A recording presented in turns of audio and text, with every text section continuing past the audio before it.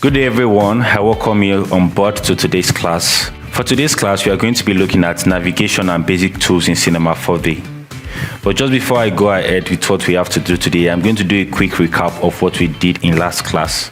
So for our last class, we looked at understanding Cinema 4D interface and workspace. We figured out what some of these icons and what some of these menus do. And I said this up here, untitled, is the name of the project you're working on. I said you can create an additional file or additional files and work on different files at the same time in Cinema 4D. I also said this is your basic menu system or your main menu, which is quite similar to what you have in other software. Up here, we have the different options for the different user interface based on what you want to work with in Cinema 4D.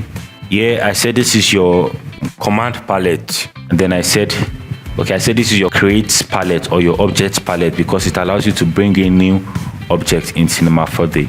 I taught you how to bring in a shape in Cinema 4D, and I said anytime you see an icon with this tiny triangle at the bottom right, it means the icon is pregnant with some other shapes. So you have to click left click now. Yes, left click and hold it for the other tools under it to show. I told you how to use the selection tools, the brush selection tool, the rectangle selection tool, the lasso selection tool, and the polygon selection tool. We also learned how to differentiate the modes in Cinema 4D. I said, yeah, you have your point mode, you have your edge mode, you have your polygon mode. Some 3D software will call this your face mode.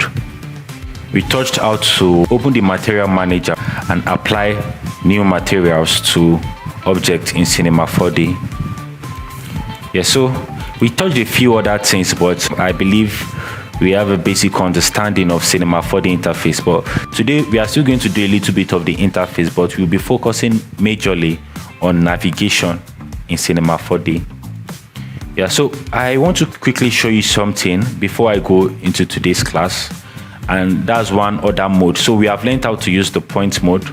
I said your point mode, these are your points. When we want to get into modeling, I'm going to delve deeper into points, edges, polygons, models. But I quickly want to show you your texture mode, how this works before we go into navigation.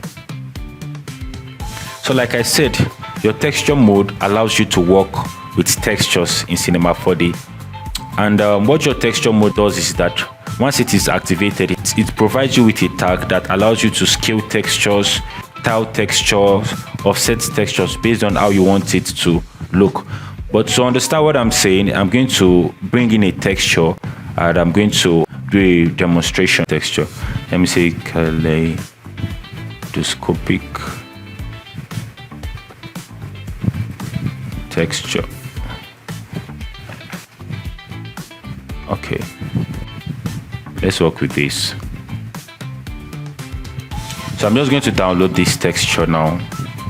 This is not a JPEG file. Let me look for a normal JPEG file. Suspect this won't be so.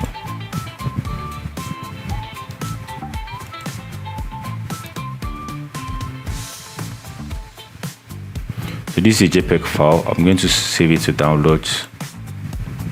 Now, let's bring in a plane. Let's bring in a sphere.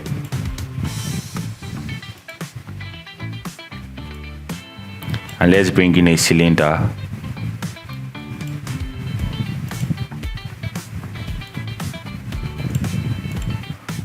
So let's open our material manager. Click on it. Now, I told you in our last class that this is how you change the colors of the color of your material. So by adjusting this, you can, work on it. Okay. So hue, saturation, and value. I believe this V should be value. To bring in a texture, you simply click on this texture, this icon next to the texture word. Okay. So you can either do it this way or you can do it this way. So if you click on this, it brings these options, this different set of options for you. And you see Cinema 4D has some basic, or should I say some default textures that you can select from. If you click texture, you see that Cinema 4D brings this out for you: color, gradient, noise. But we are not using any of this. What we want to do is that we want to load an actual image. So you can click on load image, or you can actually come here. So if you click on this one, this icon that looks like a file icon, you click on it and go ahead and select.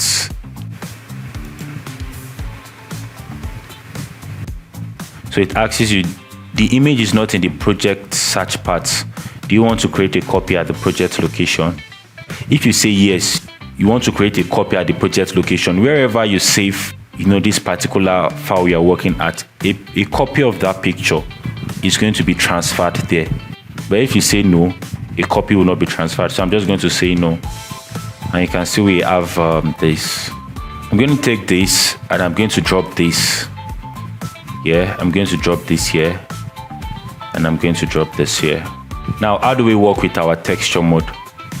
So let's click on this cube, for instance. Now we want to adjust this texture. So I click on the cube and I come and click on the texture mode. Next, you see we have an icon here. This icon is called your material tag. So anytime you bring in a material in Cinema 4D, it will bring a tag. These tiny things are called tag.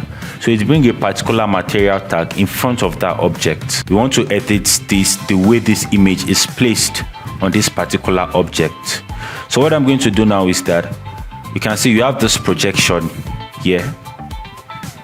I can click project. This UVW mapping works when you are using something called body paint, but we are not using it in this instance. So for this particular effect, we can select a cubic projection.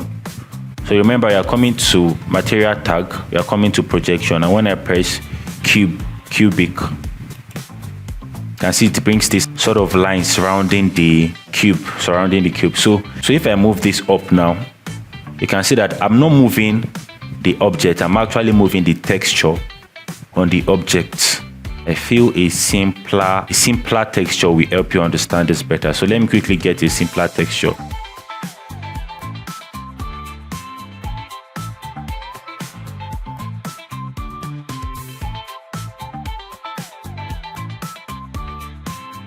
But there is so much more you can do with this. You can say you can move your cube. Of course, when I move it, you can see it's moving in the texture is moving in the direction of where I'm moving this placement. Many times for beginners, this is what beginners resort to when texturing. The professional way for texturing in Cinema 4D is to do the UV splitting or UV mapping rather. But for a start, when you want to do quick texturing, you can work with this. So let me show you what I can do with this. So I can come and click on this tag. When I click on this material tag, you can offset where your texture starts from this place. So you can see I'm clicking on the offset hue. So when you see U, most of the times it means horizontal, and when you see V, it means vertical. So you can see I'm offsetting where the texture starts from in the horizontal axis. You can see. If I want to adjust it vertically, I want it to go up or down.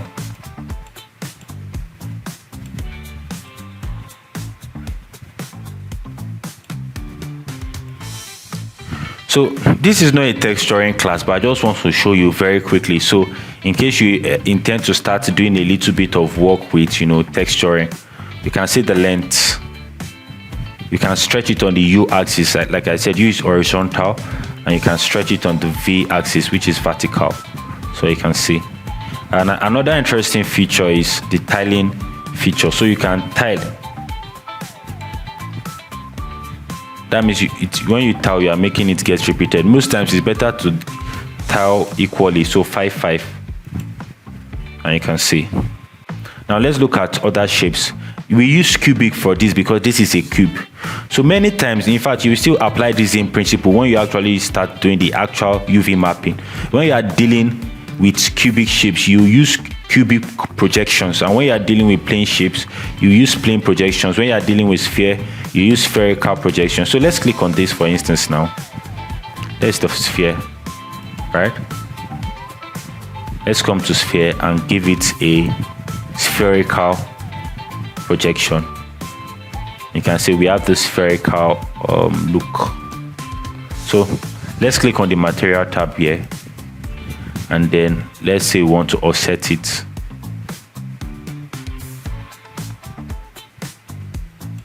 Let's say we want to tile it. Let's tile it 5 by 5. Okay, 6 by 6. You can see. So these are the cool things you can do with your spherical projection. Yeah. Who has an idea of what type of projection we are going to use for the cylinder? Let me open the option for you so you can choose. So can you see my screen? What type do you use? Anybody want to give it a try?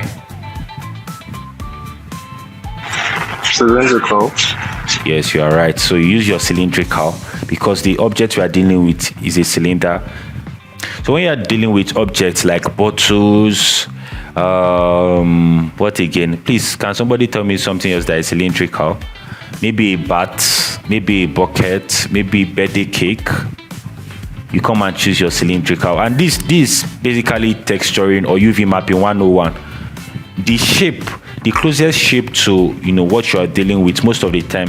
Of course, you can sometimes you have organic shapes and you have more complex shapes. But when you have your shapes simple like this, you use the projection style that is similar to what you are working with. So we can use cylindrical for this, and you can see this is what we get.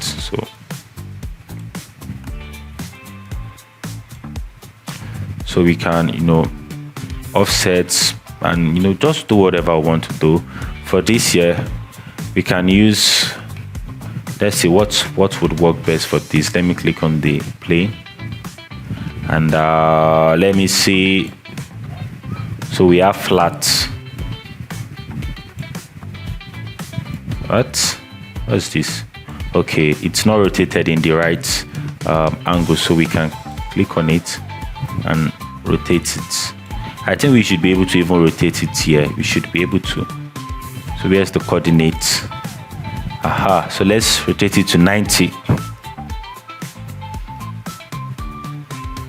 Oh, I think it prefers to be rotated as minus 90. Aha. So you can see. So this is very simple. This is basic texturing. Like I said, this is not a texturing class, but I just wanted to quickly show you because I realized that I didn't talk too much about the texture mode in our last class. I said for today's class, we are going to be looking at navigation and basic tools in Cinema 4D. So when you talk about navigation, we are talking about how you adjust your camera in the viewport to see your object from different angles and distances in your 3D space. So how you adjust when you are dealing with 3D, most of the times you are seeing things from the perspective of a camera. You are seeing things, there is a camera you are controlling, and that's why you can animate the camera so that your camera makes it look as if it's coming from, probably going from up, looking up, and then it's turning like this. You can see that I'm not moving the shape at all. It's just the camera I'm changing, and it's giving the illusion of motion. So this is your default camera. Yes, we are going to be looking at navigation, and under navigation, one of the first things we will be looking at is view. So this is your default view, and your default view is a perspective view. So of course, when we talk about perspective view, a perspective view allows you to be able to view your work from all perspectives. Your perspective view is not constrained to an orthographic or parallel angle. You understand? So you can, of course, see from top. You can orbit in your perspective view because it allows you to go around. It has the full 3D dimensions. Okay. Now, very quickly, when you talk about navigation again, one thing you have to pay attention is that you are navigating in 3D space. You are navigating in 3D space, and that's why you have your gizmo tool. In our last class, we talked about the fact that the green axis means Y, and it means up, down, or vertical axis. The red arrow is X, and it means horizontal or right, left axis. The blue arrow is depth. It's called the Z. You can see all of these things here, Y, Z, and X. I said your default camera is your perspective view, right? But this is not only the view you have, you also have some other types of view. And one of the fastest way to access your views is to click on this particular icon here. I see toggle active view, this particular icon. Okay, and you can see once you do that, you can see you have your top view, you have your right view, and you have your front view. Now you are not seeing this shape very well because of the display mode it is in. It is in lines. Most of the times your parallel modes or your orthographic modes usually result into lines, but if I change the display to Gouraud shading, for instance, you can see this is the top view.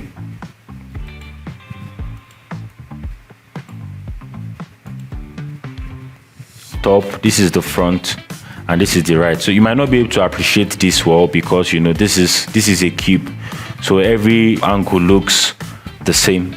Yeah, so still speaking about views, this is the top, front, and your right view. Whenever you want to come back to a view, whenever you want to make a particular view, when you want to make it occupy your whole viewport, what you simply do is that you click on this. So you can come and click on this toggle active view.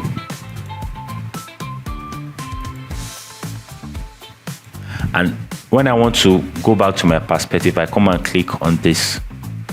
So you have different views, and your different views will come in very handy when you are trying to select sometimes, when you are trying to model sometimes, when you are trying to, yes. So I'm still speaking about view. Now, another quick way you can access your view is by using the F1 to F4 button. So by default, your F1 means perspective view. If I press F2, it takes me to top view. And shortcuts are very important because they make your work faster. So instead of coming to all of this, you can always memorize that F1 means perspective, F2 means top, F3 right. So you can see the view here. And then you have F5. What F5 does is that it shows you everything. So you can either press this toggle active view or press F5. Okay, so another thing is that you can also come to cameras. I mentioned earlier on, I said this is your default camera, and you can even see that it is written here as default camera. So you can come to cameras, and then you can choose the camera you want to use. So you are in your perspective mode. The projection says perspective. So let's look at left. Let's come to cameras, look at top. So your cameras, this particular place offers you more options. You have left, right, front, back, top, bottom. Let's look at some interesting cameras. So maybe you are trying to get some interesting effect. You want to use a non-common type of camera. So these are the different types of cameras you can play with. Now let me show you how to bring in your own camera. This is your object manager, and this is your create or object palette where you can bring in different objects or different effects or different, where you can create different things. So to bring in a camera very quickly, you can come and click on this, add camera object, and you see a camera comes in. Now when you bring in a camera in Cinema 4D, your viewport does not automatically transform to the view of that camera. You have to come and activate the camera by clicking on this white icon at the right side of the camera at the object manager. It goes from ash to white. It means that the camera is activated, and you can see the name here. So let's call this nice camera. Okay. So because we created this camera while we had the frog mode selected, that is why it is looking like this. If we go to the perspective mode again and we create a new camera, we click on the icon, this particular icon, to activate the camera. We give it a name.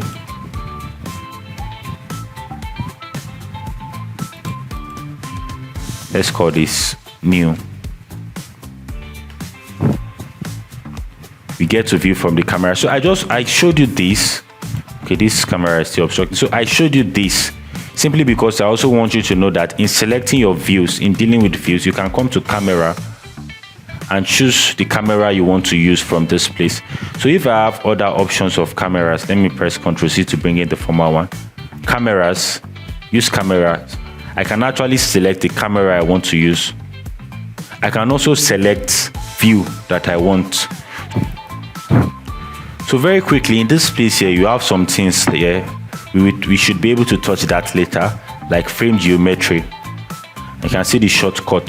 So sometimes, let's say your geometry is off, you can come to view, frame geometry, and it frames the geometry you have in your scene. Now let's have two objects in.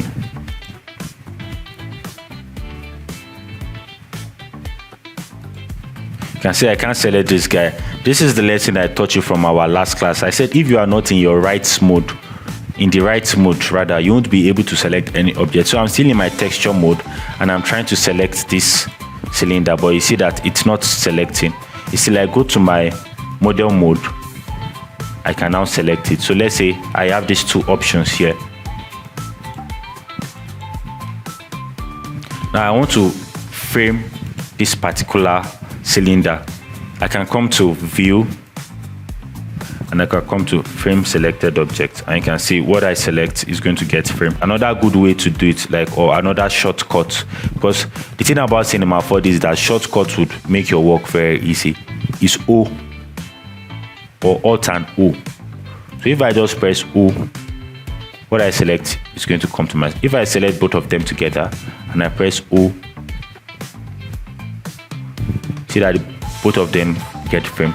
This is a good way of working when you have so much object in your scene and you just want to work on something in particular. Let's say you are modeling and you want to see something close up, in close-up detail. So you press 0 and you frame it to your screen. So let's now look at how you can actually navigate, how you can manually adjust your cameras. Let's start with orbiting. When you want to orbit your camera, you want to orbit around like this. How do you go about it? Very simple. What you do is that you press Alt and your left click button, your left mouse button. So Alt and left mouse button. And you can see that this orbits. Alt left mouse button. So, and you Alt left mouse button, then drag in the direction you want to orbit. So I want to orbit this guy in the right direction. You can see I'm orbiting in the right direction. So most of the time where your cursor is, when you press Alt and left mouse button, matters what is going to be centered when you are orbiting. So see, I put my mouse here, Alt left mouse button, and you can see the way it is getting orbited. Since the cube is the center of the focus, but if I put my cursor here and I press and I orbit, you see that this is going to be the center of the orbit. So Alt plus LMB, you can write that Alt plus LMB for orbiting around. Now, this is the same thing for when you want to orbit upwards or downwards.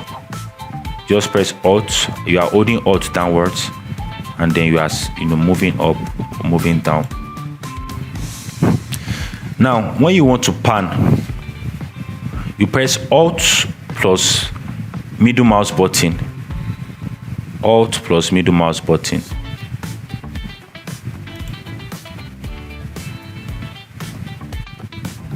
Then what's the last one now? Okay, zoom in and zoom out. So that's Alt and right mouse button. Alt and right mouse button. Alt, right mouse. You can use your middle mouse button by simply scrolling in and scrolling out. With your middle mouse button, you can zoom in and zoom out. Another way you can go about it is by using these icons here, but I don't recommend it because this will make you slow. Look at these three icons here. You see, move camera. You can see, right? Move camera. By clicking on this, we have scale camera. You have rotate camera. But this will just make you slow. And then you have, this is not something I use very frequently, but you can use the 1, 2, and 3 button. So 1 plus left mouse button, use it to pan. 2 plus left mouse button, use it to zoom in and zoom out. Then 3 plus left mouse button to orbit round. So this is another option B, but the option I recommend the most is just to use your normal Alt plus left mouse button, Alt plus right mouse button, and Alt plus middle mouse button for panning. Alright, so that's all for navigation. What I want to do very quickly is that I want to show you what we call the display mode. You have something called your display mode, which brings out different shading and wire options for you to see what you're working with. Now this will come in very handy when you are trying to probably see how dense your mesh is. So by default, you have what you call your go route shading. Let's make this guy look a little bit nicer. So let me give it some fillet and let me increase the segment. So when you work with this, you notice that you can't see your wireframe normally. You can't see your points, your edges, or your polygons. Of course, when you activate your make editable and you go to any of these modes, you should be able to see it. But when you are in your modeling mode and if you want to still be able to see all of those options, let's go back to Ctrl C. You can come to display. You have your go route shading, and this is one very good way to work. I also advise that you learn this shortcut here, NA for go route shading, NB for shading lines. You can see your shading lines. Sometimes I put this on to just have a feeling of how dense my work is. Quick shading. You have your quick shading with lines. You have your constant shading. So these are just various modes. Then another one is you have lines, which is very interesting too. It takes off the mesh and just leaves the line of the mesh, and this is good, especially when you are working with any of your parallel mode. Let's say you want to look at things from the top view, for instance. For each mode you go to, you are going to have to actually set, or each view rather, you're going to actually have to set it differently. So this is the line. If I was modeling and I want to select just one polygon loop, it would be more preferable to use this so I can see clearly. So these are your display modes. Just in case you are wondering, how do you see the length of your polygons? How do you see the wireframe?